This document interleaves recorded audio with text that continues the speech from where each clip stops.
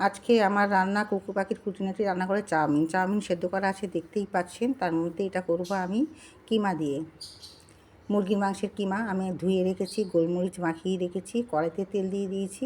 শুধু কিমা না, এর মধ্যে দেবো ডিমের ঝুড়ো, 2টো ডিমের ঝুড়ো আমি বসিয়ে দিয়েছি।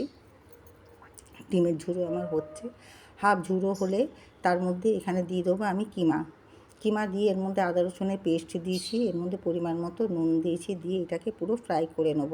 তার মধ্যে দেবো এখানে সোয়া সস দিয়ে ভালো করে ফ্রাই করে এটাকে আমি নাবিয়ে রেখে দেবো।